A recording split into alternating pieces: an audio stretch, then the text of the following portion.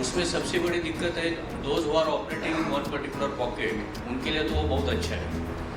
But जो कंपनियां पूरे पैन इंडिया में काम करती है, जहाँ पे डीलर को जे फॉर्म इशू किया जाता है, वो कंपनी को इंटीमेट करने में वो 1 महीना लगा देता है, कभी कभी इन्फॉर्म भी नहीं करता है। वो केसेस में ये सबसे बड़ी दिक्कत आने वाली है। तो वो सबसे दिक्कत है। अभी मेरा एक सैंपल हरियाणा में निकाला गया और किसी ने पता है नहीं कहाँ से सैंपल आया, तो जो इमीडिएटली विद इन 7 डेज जो हमें अप्लाई करना है टू दी JDA और अपीलिंग अथॉरिटी, उसको यदि हम लोग इंटीमेट नहीं करेंगे और वो सैंपल फेल हो जाता है तो थर्ड चांस हमें मिलने वाला नहीं, क्योंकि हमने अपील नहीं किया और उसमें भी वो फेल हो जाता है तो इमीडिएटली हमारे ऊपर केस शुरू हो जाएगा। तो मुझे लगता है कि ये सिस्टम बिल्कुल इंडस्ट्री के लिए फ्रेंडली नहीं है। वो उसका वो करना ही चाहिए वो क्लॉज जो है, तो कि विद इन 7 डेज हमने अप्लाई करना है। जो अपना एग्जिस्टिंग सिस्टम है कि सेकंड सैंपल यदि फेल होता है, फर्स्ट सैंपल यदि फेल होता है, डेविएशन दोनों सैम्पलिंग में, तो we go for third analysis. So that is the best system and वही हमने कंटिन्यू करना चाहिए। तो माइक्रोमीटर पिक्चर पहले ज़माने में या फिजिकल पिक्चर्स में ऑथोरिटी जो लाइसेंसिंग अथॉरिटी है, अपीलिंग अथॉरिटी जो है, उसको एक सर्टन टॉलरेंस लिमिट दिया था कि मान लीजिए 0.5% एज पर FCO और डेविएशन आता है 0.2 unit, 0.3 unit, 0.4 unit, it should not be more than 1%, हमें डिफाइन करना है। तो that appealing authority can take decision under his authority and he can declare that sample with warning letter to that company. Not necessary कि every time there has to be a legal case, even though the variation is just 0.2 units or 0.3 units. And for that purpose, they can Andhra Pradesh में एक बार हमें Andhra Pradesh government is doing it. So if there is a variation of 0.2 unit, 0.3 unit, 0.4 unit, they can penalty दे दीजिए company को, 1000 rupees, 2000 rupees, 3000 rupees. But ये जो legal का जो issue है कि सैंपल फेल है तो कोर्ट में ही जाना है, और सैंपल फेल है कोर्ट में जाना है, तो पुराना ही सिस्टम हमारे लिए सबसे इम्पोर्टेंट है। यदि कोर्ट में से हमें रिलीज होना है, नॉट न्यूट्रिएंट बेस्ड, उसमें क्या है कि तीनों लेबोरेटरी डिफरेंट रिजल्ट दे रही है, तो वो आपकी गवर्नमेंट लेबोरेटरी तीनों लेबोरेटरी करेक्ट एनालिसिस नहीं कर पा रही है, तो हमें क्या प्रॉब्लम है।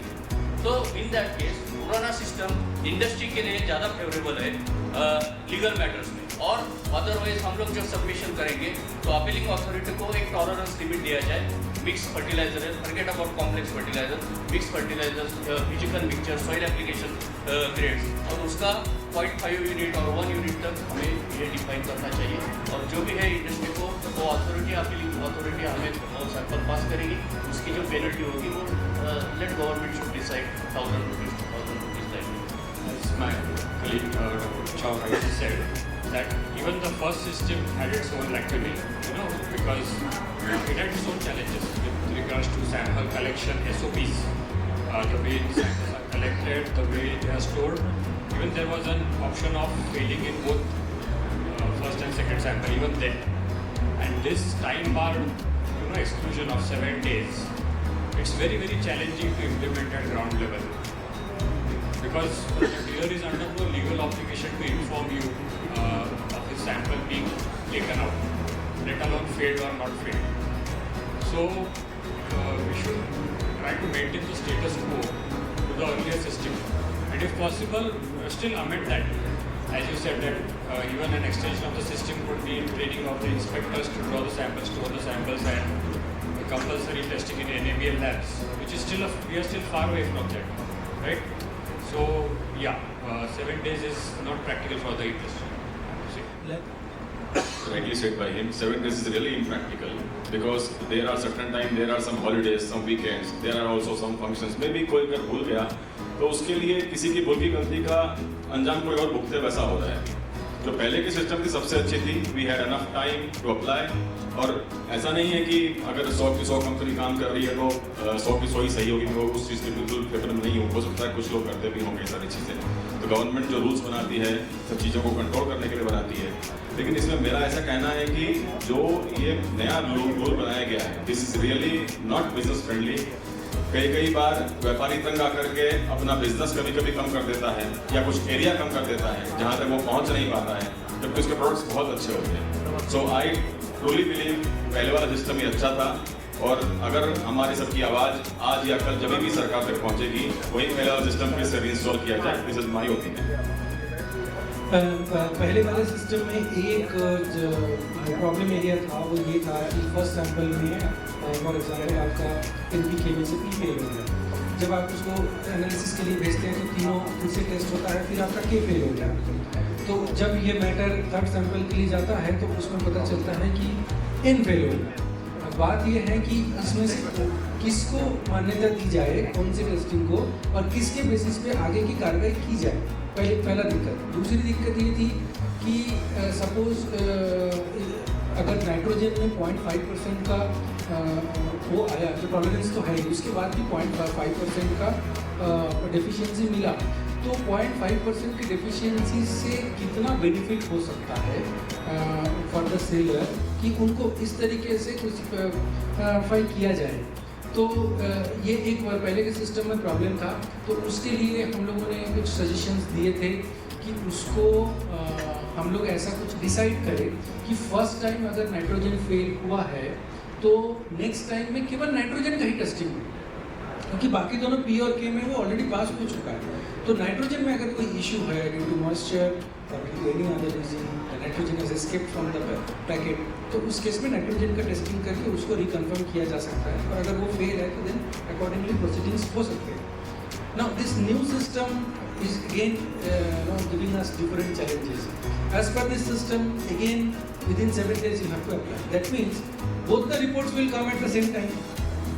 RFCL से 1 महीने में आएगा, ये भी लगभग सेम टाइम पे आएगा। अगर दोनों में से 2 रिपोर्ट आ गया तो तब तक और आपको इमीडिएटली अपील के लिए जाना पड़ेगा। और थर्ड सैंपल में, क्योंकि ये सॉल्युबल NPK हैं, इसमें तो सारे एलिमेंट्स होते हैं, उसमें तो उसके साथ में जिंक और ये मिक्सचर भी होते हैं, तो जब उसमें से कोई भी दूसरा फेल हो गया तो क्या वो उस पर क्लैरिटी नहीं होगा। तो हम लोग ये चाहते थे शुरू से ही कि जिस एलिमेंट में प्रॉब्लम है उस एलिमेंट को ही मल्टीपल टाइम टेस्ट करके इंश्योर किया जाए कि वो जो टेस्ट है whether it is a quality problem or it is testing error.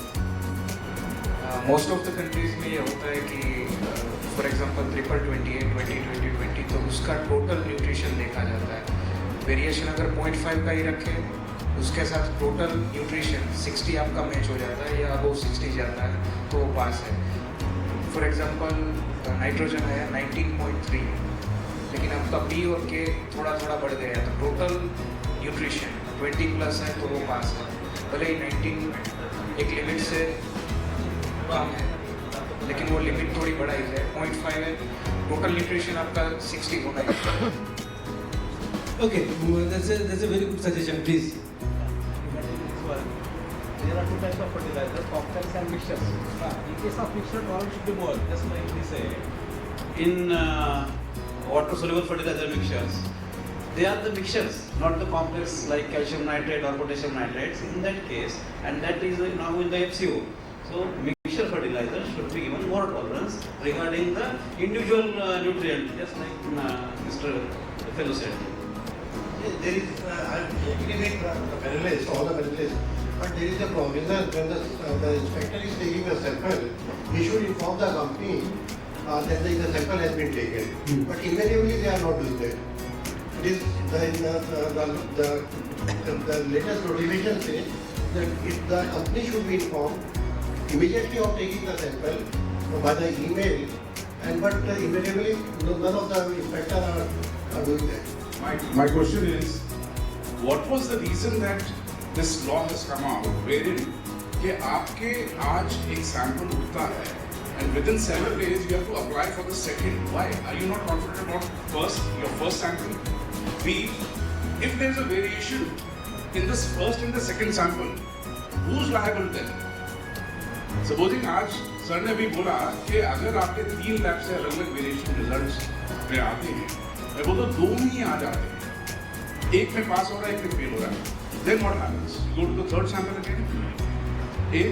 Or if there's a variation within the first 2 samples itself, somebody has to well the cat and say, okay, yaar, I'm wrong somewhere down the line. Not just the manufacturer. Why is always the case कि manufacturer ही गलत है, वो ही चोरी कर रहा है? अनस्क्रूपुलस काम सिर्फ वही कर सकता है, और भी तो होते हैं ना, आपको सबको मालूम है, आप सब इंडस्ट्री वाले बैठे हुए हैं यहाँ पे। इसका मतलब क्या है? So one, you need to fight from the base itself, the why within 7 days. Let the result come out of first. And if it has failed, we will apply. We'll apply as per normal FCO norms and rules. So it was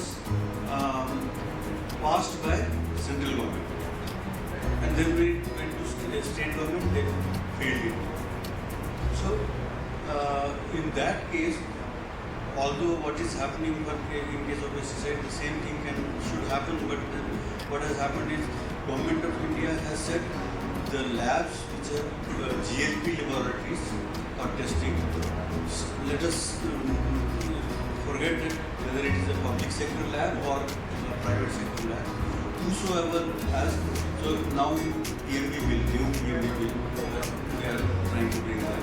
So all the labs, any lab which is accredited, having standard accreditation, so they will be allowed.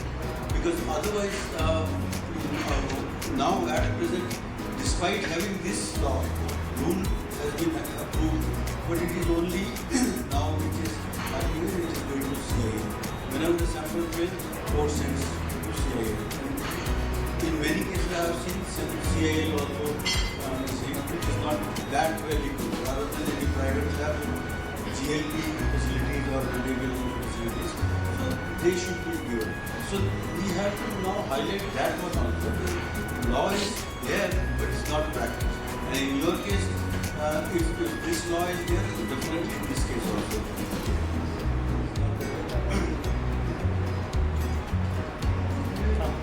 Okay. One last.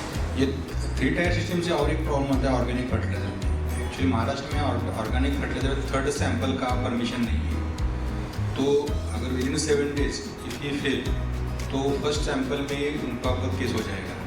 तो third sample का 29B के अनुसार महाराष्ट्र में उनको permission नहीं दिया है, तो फर्स्ट सैंपल के ऊपर या अगर वो विद इन 7 days से फेल हो गया तो उनको फर्स्ट के ऊपर एक केस हो जाएगा। अगर सेकंड में फेल हो गया तो सुपर शेड का उन्होंने जो भी एक्ट लगाया, अभी उसका प्रादुर्भाव नहीं मालूम नहीं, लेकिन सुपर शेड के अगर फर्स्ट में पास है, सेकंड में फेल हो गया तो उनका भी केस हो सकता है। और ऑर्गेनिक फर्टिलाइजर का अगर सेकंड में minimum 8,000 rupees I think charges करना पड़ेगा। Very well said. We make a resolution here that we will be sending memorandum to the government requesting them to go back to the old system with certain amendments. They must be having some concerns because of which they have brought this. We will engage with them and try to understand what is their concern. We will try to give them clarification on that.